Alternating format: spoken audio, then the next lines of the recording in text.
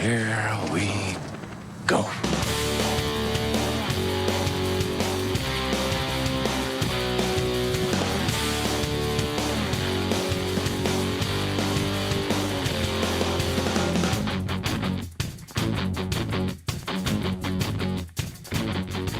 right. Hello. Good morning. How are you?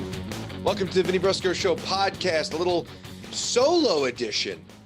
I have not done one of these podcasts in a while, and I've been wanting to, and I've been blaming it. I don't really know why I haven't done it. I think it's I'm burnt out. I'm burnt out. I don't know if I'm burnt out from podcasting. I love podcasting. I genuinely love it. But the truth of the matter is, it's kind of weird with this second camera because I want to look at this camera, but this camera, this one up here, is the one that's on me. So I have to look at that camera, but it's weird because I have this camera and I could see myself. So maybe if I close this, it might be better. I don't know. So essentially, I've been wanting to do this podcast. I've been wanting to do the solo podcast for a while, but I haven't had the energy. Even when I'm recording a podcast with a guest, I haven't had the energy to do it. I've been spread thin, I guess, right? And it's hard as a stay-at-home dad right now with the clock ticking of going back to the workforce. At 8 o'clock at night, when I have time to edit and podcast and put all this stuff together, I'm exhausted. I'm tired. And reality is, like, yes, I do spend time trail running and doing jujitsu, but I also know those are things that allow me to fill my cup to be a better version of myself for the people around me. And podcasting, and I love podcasting. I think everyone knows that at this point. It's been such like I have 4 podcasts waiting to be released, and I just don't have the energy to edit them. So I've been wanting to record a podcast. I've been wanting to do a solo podcast, a short 15-minute rants. I love doing them. I love talking about it. I love just kind of diving deeper within myself rather than just having a guest, which I love having conversations with people. I love having guests on the show. I felt compelled to want to talk about some other things as well, which I've done in the past with my rants, with my 15-minute IG lives, or when I was recording the podcast in the car. They have been so self-reflective, and I've gotten such great, beautiful response from them. People really finding a lot from them, a lot of joy from them, and kind of helping, to be honest with you. So I wanted to get back into doing those to the best of my ability. So I've been wanting to talk about Dale Carnegie's How to Win Friends and Influence People, which is a book I read maybe a month or so ago, maybe 2 months ago. I'm not even sure. My wife got me this book a few years ago. And I always think of books as like people, right? Or anything in life where things will arrive to you when they're supposed to. And I feel the same way about books. I have a stack of books by my bed, and I try not to read, pick one out. I try to have something come into my life that guides me to knowing that this is the next book I should be reading. My hat's bothering me. So I had Mike Bledsoe on the podcast, and he mentioned this book. And I was like, all right, well, maybe that's a sign that I should get into this book. And I did not know that this book is fucking a million years old. I had no idea when I got this book. My wife got it for me. Personally, a little bit of my ego was like, she's thinking I have friends. What does she think? But it was so kind of her to realize that I was on my journey, right? And she bought me this book, and I did not know it was a million years old. And I finally picked it up and I read it, and I chewed through this book. I just completely chewed through it. And there are so many things to extrapolate from a book, right? I highlight, I write notes, I try to get everything I can and squeeze all the juice out of the book. But the reality is, if you can get one small thing out of a book and you can carry that with you in your life, and you could take that and apply that knowledge to your life, that's fucking pretty great, in my personal opinion. One little nugget to plant, and you go from there. So this book, which I have my notes and stuff like that, there are basically 6 premises to winning friends and influencing people. And one of them is being genuinely interested in people, which is always an important message. Remember a person's name. That's because people like to hear their own name. Being a good listener, which is something I received definitely some more listening skill sets from coaching and from having clients and really being sunk into the present moment with someone and really giving them your full attention. And that's why phones and Instagram and all of these other modalities and these other, you know, devices and distractions take away from our time that we're present. And that's something I'm working on personally with my kids, trying to be more present, not trying to have my phone out. But again, we're all human, whatever. Talk in terms of the other person's interests, which is, find out what they're interested in and use that, leverage that for them. And he gives a ton of examples of people trying to make deals and trying to solidify accounts and not approaching that with your pitch or your interest, but going through the other person's lens. And this is a great book if you're in sales, yes. It's a great book if you're a coach, yes.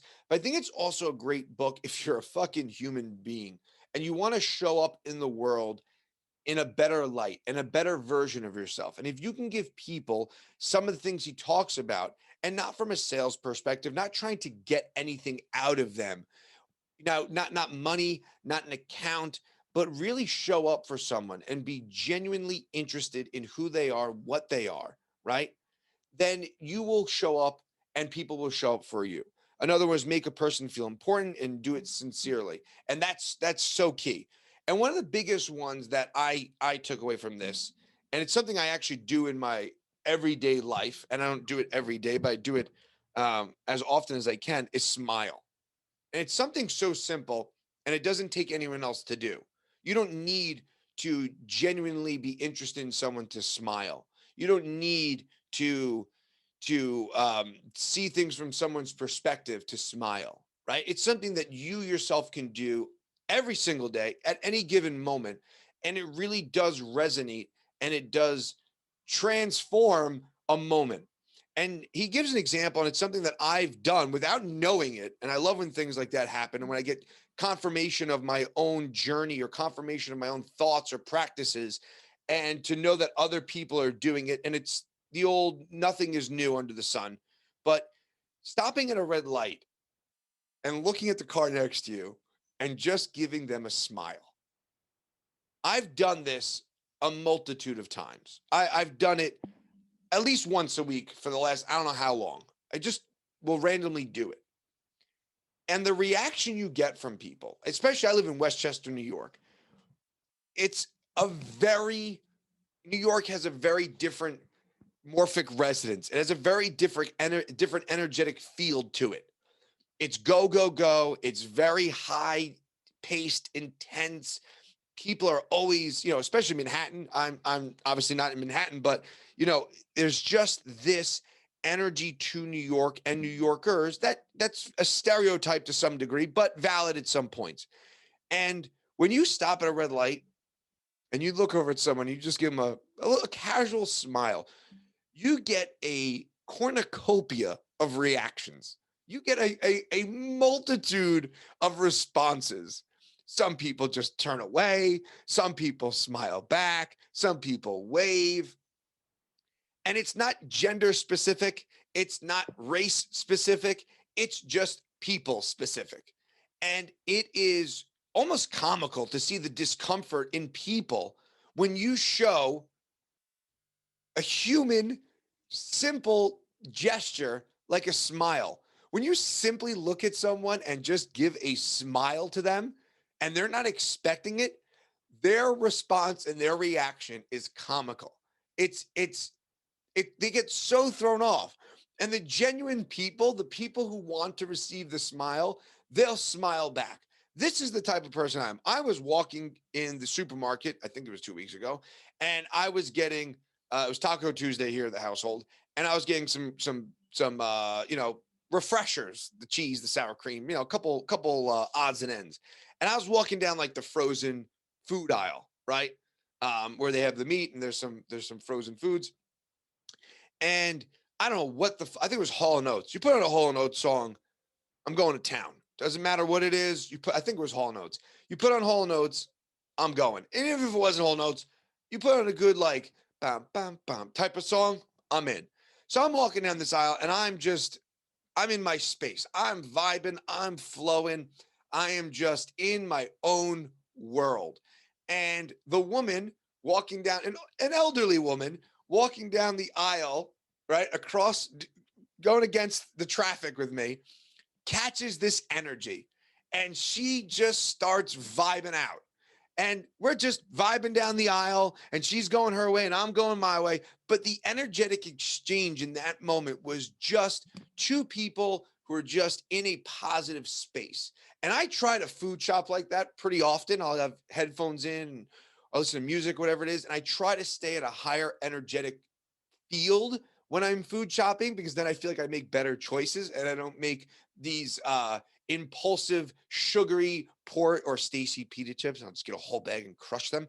But I try to make better choices if I'm at a higher frequency and a higher thinking and I'm in a joyful place, rather than if I'm self-deprecating and I'm in this energy of like muckiness where I'm like, oh God, yeah, I'll get cereal and I'll get these chips. And I make better choices. So I definitely go through a supermarket and I am definitely potentially at times dancing through the aisles. And it's been noted. People have said to me early in COVID, people are like, oh, you're a happy person. I'm like, well, why am I not going to be? Right? Like, why do we have to operate in this lower frequency and this lower vibration all the time? Right. And especially, I think that's just humanistic. But I think in New York, we have this energy to us that's very dismissive and very frustrated and like toxic. And pulling up to someone and smiling at them at a red light has really, it shines a light on people and it shines a light on where you live, who you are, and what you're dealing with. And everyone's showing up with their own stories and their own narratives. And who knows if that person's late to work, and who knows what they just left or what they're going to, and you don't know, right? So you have to obviously discern and give that empathetic edge to that person, no matter what it is. But I highly suggest and I highly offer to you, next time you're at a red light, stop and look at the person next to you and give them a smile. Because you also don't know how that could shift somebody. You also don't know how that could set someone up and put them on a different trajectory for the day, trajectory for their life. And it's something, a small gesture that we could all do. And it's a small gesture that we could all make to the people that are surrounding us. But it don't know how it vibrates throughout time and space and history or whatever it is, right? We don't know.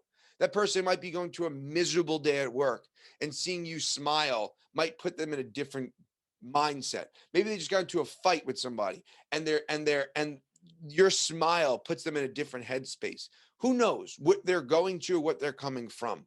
But if you could break the matrix, if you will, if you could break the Maya, the play of the world that they're existing in that time, if you could break the fourth wall of their existence by looking at them and giving them a casual smile, right? It might set them up to be a different person. And you might serve them and therefore serve the world in a different way. And it's no different than paying it forward with a cup of coffee, or, whatever it is, whatever a small gesture you can make to another human being that you don't know, because it might change your day. So I offer that today.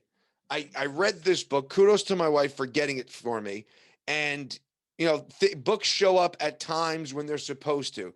And he talks about different scenarios. The first person who made $1 million contract in the United States, and them saying how they don't know all the cogs, right? Like they didn't know all the inner workings, and there's people who are better at jobs than them, but they knew people. And if you can just humanize and empathize and show up for someone, like in this book and the examples he gives, and it doesn't have to be for monetary gain. It doesn't have to be to get clients or to sell something. It could just be to show up for people. And yeah, you could win friends and influence people, or you could just become human And I think that's such a huge part of our culture that we're missing is that casual smile, that small town feeling that we've gotten away from through social media, through, just having a crazy amount of people living on the planet, right? Just being stacked on top of each other. So if we can go back to that humanistic, empathetic, small town feeling of life, and it starts with one person, it starts with you. All of the journey begins with you and your trajectory and how you want to show up in the world. So again, I just put it out there. I offer it to you as an idea for today. Next time you're at a red light or even at the coffee shop, buy someone a cup of coffee that you don't know. Smile at a stranger. And there's an innocence to that. My son and my daughter, when we're driving, my son will say, open the window. Well, like he'll put those words together in a sentence that sounds like that. And as soon as I open the window, he'll wave. Even if there's people, even if there aren't people there, he'll go, hello, hello. And then my daughter gets in on it. She's 6, he's 2, right? And if there are people there, they'll wave. And I'm like, oh, I got friendly kids. And like, that's a good thing. We were at a red light and this guy was working on a car and I opened the window and my son and my daughter were like, hello, how are you? And he's like, hi. And I was like, oh, I got friendly kids. He's like, that's a good thing. And it's a beautiful thing. It's an essence of who we are. We intrinsically want to be friendly and kind and loving to each other. But there's a societal and there's past traumas and all the shit that we've mucked up and built up inside of ourselves that prevent us from showing up authentically and in our essence. And that happens over time, right? We lose that essence over time. And it's a beautiful thing to see my son or my daughter roll down the window and say hello to the world, whether there's people there or not, but just to show up and say hello, good morning, it goes a long way. So make a small gesture to someone, buy them a book, buy them a cup of coffee, smile at them at a red light. And there's so much more into this book that you could dive into. But the one that I've done in the past and the one that I will continue to do is a simple smile, because I don't need to engage with someone. There's none of that having to go back and forth and their availability and their vulnerability and their ability to show up. But all you can do is show up for yourself, and showing up for yourself then allows you to show up for other people. So start with a small gesture, start with a smile, start with a cup of coffee, start with buying someone a book, and see how that emanates in your life. And you may not see the end result of that smile, but the initiation of that smile, the initiation of that butterfly effect, you will intrinsically feel. So that is it. Have a great one. Thank you for checking out the podcast. Grab this book. It's amazing. I smoked through it. And that is pretty much it. Have a great one. I will check you guys out next time. Much love. Until then, peace.